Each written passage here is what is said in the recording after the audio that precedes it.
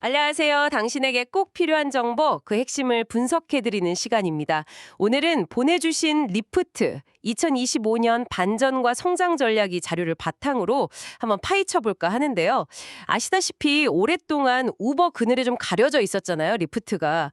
근데 최근에 실적이 눈에 띄게 좋아지면서 뭔가 달라졌나? 이런 궁금증이 생기더라고요. 과연 이게 진짜 반전의 시작일지 오늘 핵심만 한번 짚어보겠습니다. 자, 그럼 어디부터 볼까요? 리프트 기본 사업 모델은 여전히 그거죠. 승객하고 운전기사 연결해주고 수수료 받는 차량 공유, 스쿠터나 자전거도 조금 하긴 하지만요. 근데 2025년 2분기 실적이 진짜 인상적이더라고요. 매출도 한 12% 늘었고 총 예약액도 11% 증가했고요. 특히 순이익이 4천만 달러 넘게 나왔어요. 드디어 이제 수익을 내기 시작했다. 이 점이 좀 중요해 보입니다. 네, 그 순이익 전산도 물론 중요하지만 저는 그 조정 EBITI를 좀 더 주목해야 한다고 보는데요. 그러니까 이자, 세금, 감가상각비 이런 거 빼고 정말 순수하게 영업으로 얼마나 벌었냐는 건데 이게 거의 1억 3천만 달러 가까이 되면서 26%나 확 늘었어요. 이건 단순히 비용 좀 줄였다 이걸 넘어서서 운영 자체가 아주 효율화되고 탄탄해졌다는 신호거든요. 덕분에 그 운영 현금 흐름도 3억 4천만 달러 이상으로 아주 좋아졌고요. 그 현금이 넉넉해지니까 그걸로 2분기에 2억 달러나 자사주 매입을 한 거군요. 이게 그냥 돈이 남아서 샀다기보다는 뭔가 다른 의미가 있는 거죠? 네, 그렇습니다. 보통 기업이 자사주를 산다는 건 우리 회사 주식 지금 싸다.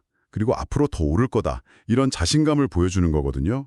경영진의 자신감 표현이기도 하고 또 주주들한테 이익을 돌려주겠다. 이런 의지 표현으로도 볼 수 있죠.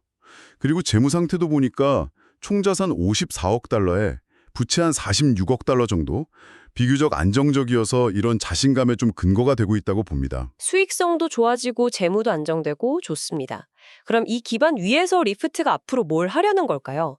자료 보니까 유럽의 프리나우라는 플랫폼을 인수했던데 해외로 나가려는 건가요? 맞습니다. 아무래도 미국 시장은 경쟁도 너무 치열하고 거의 꽉 찼다고 봐야 하니까요. 새로운 성장 동력을 찾으려면 해외로 나갈 필요가 있죠. 유럽 시장 확장에 좀 적극적인 모습이에요. 동시에 또 중국 바이두란 손잡고 로보택시 기술 협력한다거나 유나이티드 항공 같은 회사랑 제휴를 더 강화한다거나 이런 식으로 미래 기술 투자나 파트너십 구축에도 꽤 힘을 쓰고 있습니다.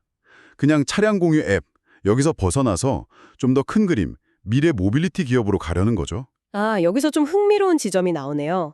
그렇게 미래기술 투자를 한다고는 하는데 특히 그 자율주행 기술 개발이나 파트너십 확보, 이쪽은 여전히 경쟁사인 우버에 비해서는 좀 제한적이다. 이런 평가가 있어요. 이건 좀 아쉬운 부분 아닌가요? 어떻게 보세요? 네, 핵심을 정확히 보셨어요. 자율주행은 다들 아시겠지만 미래 모빌리티 시장의 판도를 완전히 바꿀 수 있는 소위 게임 체인저잖아요. 그래서 이 분야에서 경쟁력을 갖추는 게 장기적으로 정말 중요합니다. 리프트 입장에서는 좀 더 강력한 기술 파트너를 찾던지 아니면 자체 역량을 키우는데 좀 더 속도를 내야 하는 그런 과제가 있는 거죠. 이게 앞으로 시장에서 리더십을 잡느냐 마느냐 이걸 좌우할 수도 있으니까요. 그쵸. 그런 내부 과제 말고도 우버와의 경쟁은 계속될 거고 또 외부적으로 경기가 안 좋아져서 여행 수요가 줄어든다거나 이런 위험도 계속 신경 써야 할 것 같고요. 그리고 빼놓을 수 없는 게 규제 문제죠. 특히 그 운전기사들이 있잖아요. 이분들을 직원으로 봐야 하나 아니면 독립계약자로 봐야 하나. 이 논란, 이건 리프트뿐만 아니라 업계 전체가 계속 안고 가는 문제인데 이게 인건비나 운영 방식에 큰 영향을 줄 수 있어서 계속 주시해야 합니다. 네, 이런저런 도전 과제들이 여전히 많긴 한데 그래도 3분기 전망은 꽤 괜찮게 보는 것 같아요. 총 예약액이나 조정 EBITDA 예상치가 시장 기대치를 살짝 웃돌더라고요. 분석가들도 좀 긍정적으로 보는 분위기고요. 맞습니다.